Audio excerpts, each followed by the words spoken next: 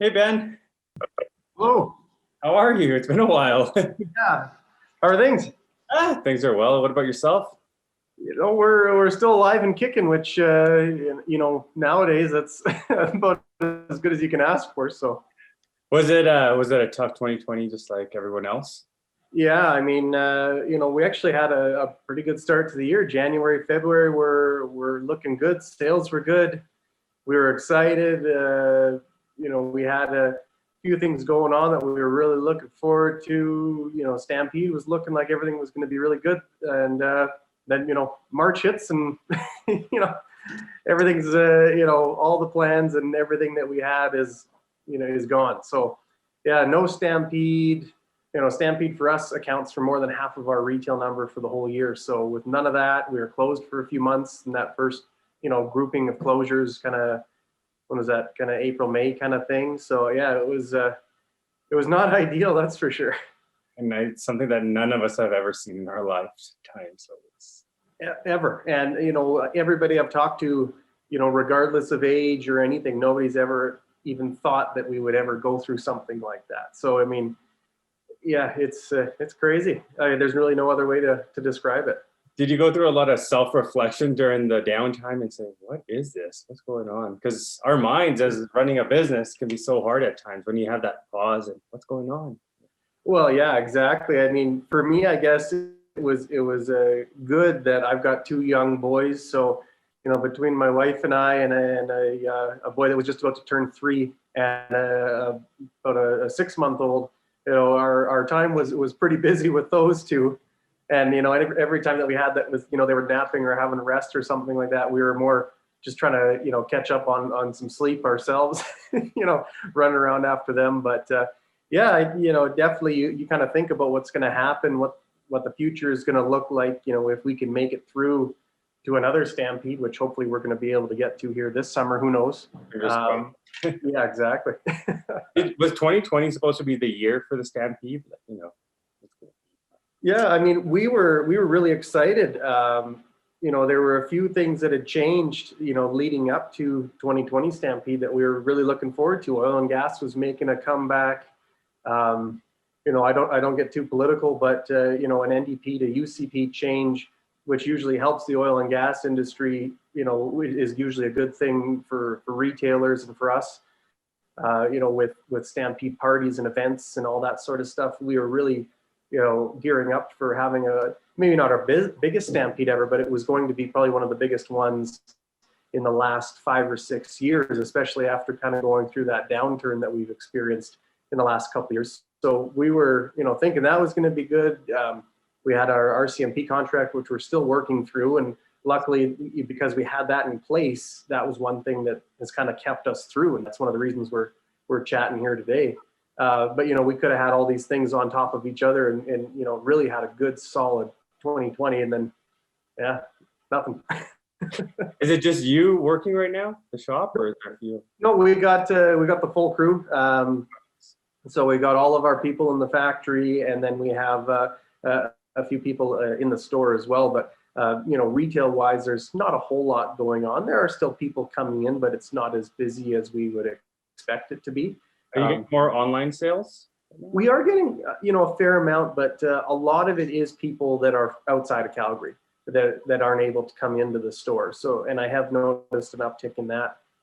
But it's we're still seeing people coming through the door, just not what we would expect to see.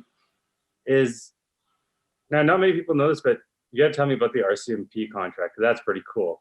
We've been doing that. Well, since 1999 was the first year that we started making that RCMP boot for all of Canada. So it's the boot you see the members wearing when they have that red surge uniform on, usually at some sort of special events or holidays, anything like that. When they have that red uniform on, that tall brown boot, we make that for all of Canada. So we've been doing that for now over 20 years. And the thing about those is they're publicly tendered, so anybody could bid on them. And we've been lucky enough that every year that they've come out, we've been able to get that contract. So we secured a 3-year contract with them, which was one of the largest quantities that they've ever put out. So the timing for that was great. But that's pretty much all we've been making. Like 2020, when we look at our numbers of boots produced, the vast majority were RCMP. We still did some Western, and we still had custom orders and that sort of thing, but nowhere near what we would have had on a typical year. Does the RCM boots change over time? Like, do you adjust or add new buckles or straps or laces to them, or are they very? Yeah, there really has not been any changes in that boot, with the exception of this year. There was a few little changes to spec, like they used to have a midsole and then an outsole, whereas this year it's just an outsole. A few little things like that that you really wouldn't be able to see. The overall boot, the shape, the look, literally has been the same for over 100 years. What made you change the sole? It was just something that they wanted to do. So they've got a team, a technical team in Ottawa that kind of goes through various contracts, and these people are in charge of all of the kit and clothing for all of RCMP for the whole country. And so they would go through and see if there are changes that they want to have made, and they have input from us. And, it comes down to what can you do that would make the production easier? Or what are things that are in here that are not necessary? Things like that. And then we would kind of go down a list, or, let's say we need to do something to make this boot easier to pull on, let's say.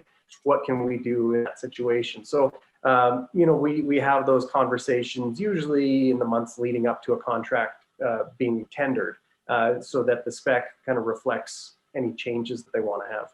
Now, how many RCMP officers do we have? Because that's quite a bit of boots you got to make. It is. I don't know the total number across the country, but I know that every single RCMP officer gets one pair of these boots. So all the ones that we're making are either for brand new recruits that are going through Depot in Regina. They would all get a pair once they graduate. Or it might be somebody that's been in the service for 20 years and, they've just worn those original pair that they've had from day one enough that now they need a new pair. Or maybe their body's changed, that the original pair doesn't fit and they need an updated one. Their foot has changed, or leg, or anything like that. So, the average officer might have 2 pair or 3 pair throughout the whole course of their policing career. It really depends on the person. They're pretty high up. I mean, so if you're a calf, if you lose some muscle on your calf, they're sliding right off, aren't they? They're tall. And the thing is, so there's 2 different types of RCMP that we make. A die cut, which kind of is designed to fit, the average person, average size. But if you're an RCMP officer, you have to have a pair of boots, because you can at any time in your career be called for red surge duty. So you have to have that full kit from hat to boots. So let's say you're really short and you've got a thick calf. We do a custom made boot to fit your leg based on measurements that we receive. So if a die cut is not going to work, then we'll do a custom cut for people as well. But yeah, they come up to right below your knee, essentially. It's designed as kind of an old style riding boot, essentially. That's super cool. And not many people know this, but you guys have also done, I think, the Prince and the Princess. You did their boots. We have, yeah. We've done a fair amount of like royal boots, or movie boots and that sort of stuff. But yeah, in 2011, when Will and Kate were touring Canada as part of their honeymoon, I guess it was, and they were in Calgary for a brief period of time, we gifted them a pair of boots each, and that stemmed from my grandfather, who a little history on him. He flew Spitfires in World War II. And so he flew for the Royal Canadian Air Force, which obviously had tie-ins with the Royal Air Force. And when he was in Burma, where he was stationed for most of his career in World War II, he got to know a fellow by the name of Lord Louis Mountbatten, who was the royal in charge of that theater of war in the Pacific. And so he and Lord Louis Mountbatten actually became friends over time. And when Lord Mountbatten was in Canada years later, my grandfather had not yet started Alberta Boot Company. He had a wholesale footwear company called GF Fletcher, which was around for about 10 years prior to Alberta Boot being founded.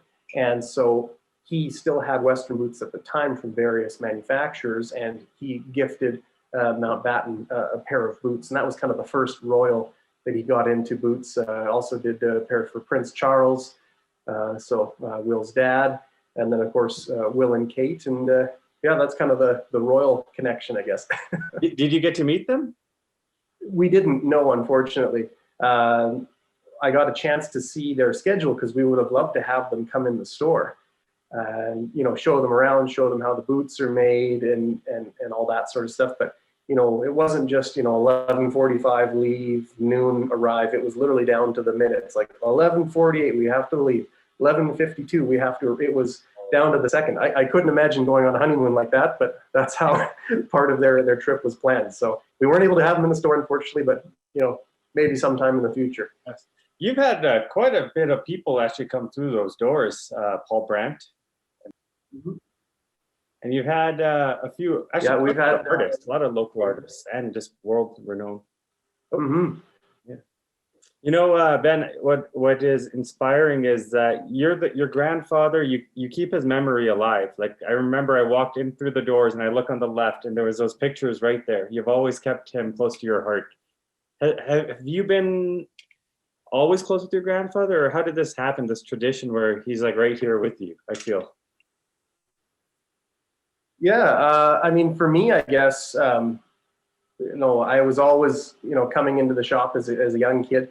My dad worked here for many, many years. He was the president and general manager for a long time.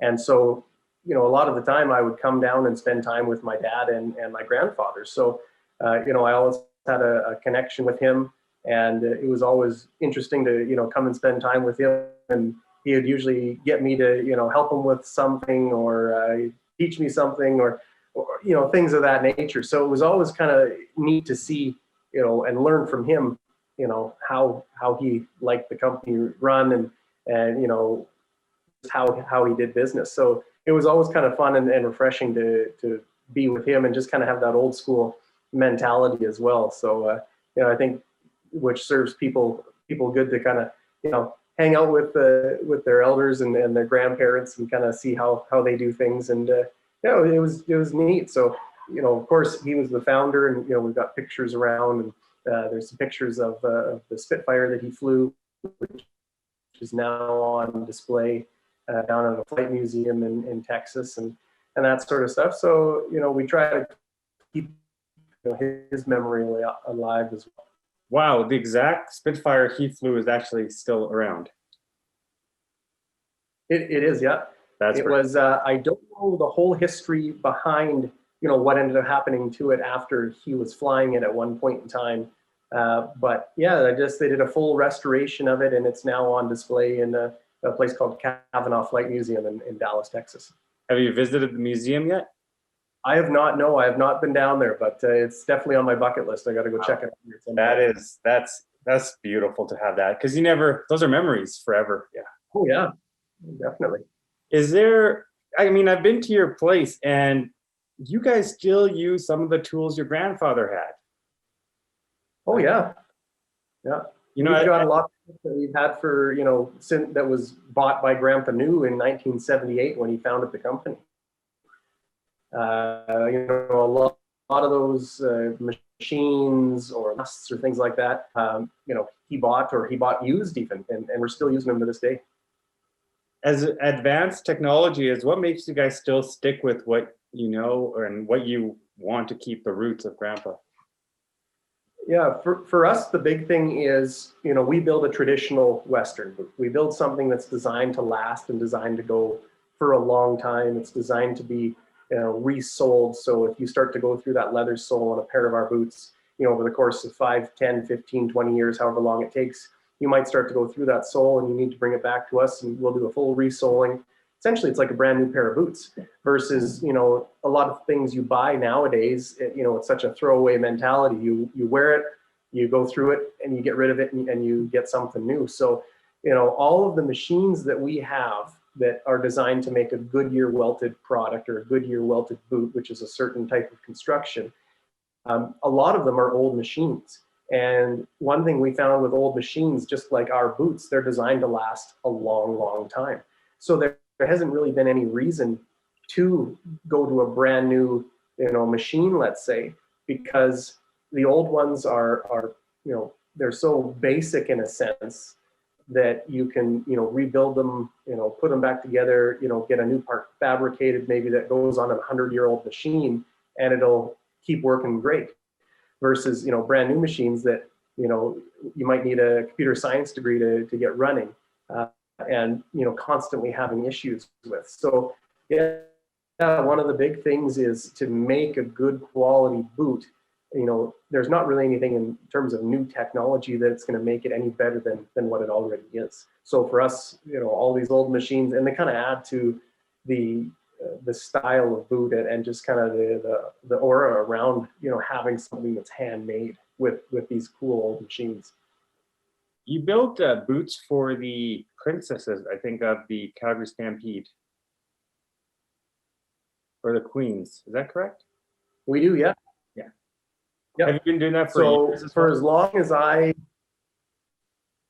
we've been doing that for many years. So we started out probably close to right around the time that we were founded, providing the Stampede royalty, the Queen and Princess, and then the First Nations Princess as well with boots. And they'll usually get a few pairs kind of throughout their reign. So for example, we might do a pair right off the bat. It's just a basic brown or black.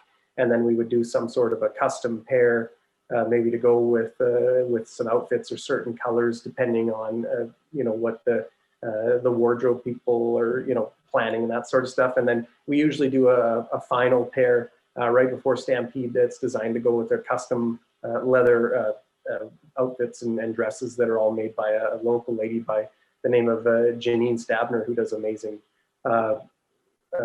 seamstressing and design as well. So it's kind of neat that we get to work with her and, come up with these really cool, ideas and designs and that sort of stuff. But yeah, we've been doing that for a long time. Now, do you get creative sometimes with the boots and say, hey, let's slap this on or change this up? Do you ever do that? Oh, yeah. Yeah. There's certain things that we, that are just, classic. I think the pair that you got, if I remember correctly, was kind of an oil tan brown. And, that boot, you don't really need to do anything to it just because, it looks so good. It's so classic. It's funny, like right up there, and it's still in the box. And I take them out of its wrappers and I'll wear them during Stampede or special occasions and I put them right back. They're that important to me, Ben. Seriously, thank you again. I love, like you'll see it right up there. You see it? Perfect. There you go. Yeah. Yeah. Just always loved them. Thank you very much. Yeah, I've always respected you for that. Oh, good. Well, you got to beat them up more. You got to put some, drink a few beers out of them or something like that. But yeah, like there's certain boots where, I'll come down and, I'll come up with an idea or, I'll see something that reminds me of a style that, oh, I wonder if we could do something similar or something like that. So, recently I come up with, what we call a service boot. And so it's designed to look like a boot that, would have been worn during World War I or II, just a very basic lace-up boot. It's something you just wear with jeans, you could dress it up, or you could just wear it casually, and, they're quite popular right now. And so they're kind of like combat boots? Yeah, similar to. I've got a pair on right now. I can yeah, let's see them. See what they look like. But pull this off here. Something like this. Oh, that is nice. Wow. And it comes like that with that leather? Not a cowboy boot, obviously. Yeah, so this is actually the same type of leather that your boots are made of. That is beautiful. And so that's that oil tan cowhide. Yeah. But the nice thing about kind of this style, it's not a cowboy boot, but it's all made the exact same way. And what we end up doing is, I was looking at, a few boots and I was like, I want to make something that's just a really nice kind of classic style. So, I put down a sheet of leather, grab a pen and just start kind of planning how this is going to look. Put all the pieces together, hand it to some of the people in the sewing room, get them to sew it together to see what it looks like kind of as a finished product. So yeah, it's fun to be able to do, that sort of thing, because there's not many jobs where you can kind of come up with an idea and just, you know, see if it works. How much would a boot like that cost somebody? So those ones we sell for right around $5.95. But it's genuine leather, and do they have the nails in them around the trim? Yeah, oh yeah, they've got everything. They're full leather, so welted in the front, or they could be fully welted all the way around, depends on what look the customer wants. You know, it could be nails on the arch and through the heel, or just that full welt stitching as well. You know, people can get crazy and do like broguing and other stitching on there, or they can just go nice and clean and plain as well. So there's a, you know, we open it up to a lot of different options for people. What's one of the most craziest boots you've ever made, like the coolest or the wildest boot you've ever made, and what was it made from?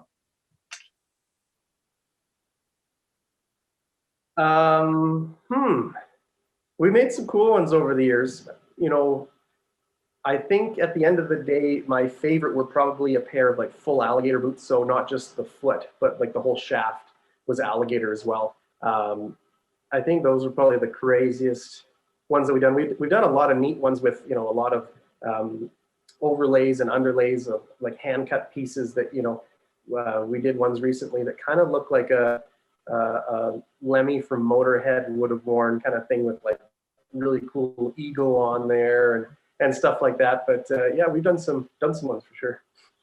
The red ones that you have on Instagram, that's full alligator, isn't it? Or is that snake? I don't know. Yeah, those ones were a full alligator. And so on that boot, it would have been alligator on the vamps, which is the foot of the boot. And then the shafts were a matching color red in kangaroo leather. So kangaroo is very thin, but very strong. So it has a really, really nice kind of supple feel to it. And we'll put kangaroo on most of the shafts of a lot of the exotic boots, just kind of for that, you know, extra fancy, you know, and extra, you know, luxurious kind of tone to them. Now, Ben, during the restrictions, can customers come inside the store and order online, or how does this work? Yeah, so right now we are still open. The store is open. We just have to operate at 15% of capacity. But, you know, if you remember, we've got a pretty big storefront here, so we can have 10 people in the store at a time. You know, right now we're still running everything as usual. We've got protections and protocols in place, and, you know, hand washing station and all that kind of stuff when you enter. But yeah, aside from that, pretty much the whole process is the same as it would be any other year. You know, you can come in, pick from any of our in-stock styles that we have, or you can get custom fit for a boot made to order. What can customers or people in the community do to help spread the word of the Alberta Boot Co? What can we do? That's a good question. I think, you know, at the end of the day, you know, we just want everybody to come in and see, you know, what makes us different. We're not just a retailer. We make everything literally from scratch. So people that have come in just, you know, for boots that don't really know that we make them, it's funny because they say, oh, you know, these are nice. Like, I've never seen quality like this anywhere. Where are these from? Where are they made? And, you know, I point to the back and, oh, right back through that door there. So, you know, for us, you know, it's neat to be able to educate people on the boots. But for the most part, I think just kind of, you know, telling people about a company that you know about, even if you don't own a product from them, you know, really helps. And I think, you know, these days we've seen a lot of, you know, people going back to locally made and supporting local companies versus something that might be made overseas, let's say, or somewhere else. So I think really the big thing is, you know, if anybody ever comes up and says, you know, in our case, oh, you know, any idea where to go for really good footwear or boots or that sort of thing, and, you know, hopefully people mention us if they know about us. So that's kind of, you know, all we can really ask for. We get a lot of people coming in through word of mouth, or, you know, people that have had pairs of our boots over the years that have, you know, really enjoyed them, or had several pairs and that. So yeah, I think we get more people coming through the door through word of mouth and people talking about us versus, you know, any other sort of advertising that I do. Has Instagram been one of the best platforms for you to really showcase your guys' work? Art? Yeah, oh, definitely. It's easy because you can just, if a cool pair of boots coming through the line, I can just take a picture and upload it. And, right away you're getting, people's eyes on the product. Whereas, in traditional forms, if you have a newspaper ad, you can't really show more than maybe a couple styles, and you might not get that detailed a look. Radio, you can't really see anything. It's just the story that you hear. Whereas, and even Facebook for that part, you do get a lot of eyes on there. But being strictly visual with something like Instagram is nice because right away you'd be scrolling, and if it looks good, you're going to stop and look at it, and if it's not great, you're probably just going to keep blowing right by it. So I think it's definitely helped. It's kind of neat to have a presence. We don't have a crazy amount of followers, but we still have a pretty good sized audience of people that follow us and engage with our posts and that sort of stuff. And I think you're doing a great job, I gotta say, and you engage with everybody that communicates with you, and that's important. It shows what really it's technology online, but you still have that community element and aspect to it. That, hey, what is that? And then you're like, well, this is this, when you can get to it. So, oh, definitely, yeah. Thank you. You're doing a good job. Well, Ben, I look forward to seeing you shortly, and wishing you and your family all the best. Well, thank you very much. Yeah, you as well. Stay safe, and thanks so much for having a chat with me today. Absolutely. We'll see you soon, and hopefully we have a Stampede 2021. I hope so. Fingers crossed. See you, Ben. Thank you. Take care.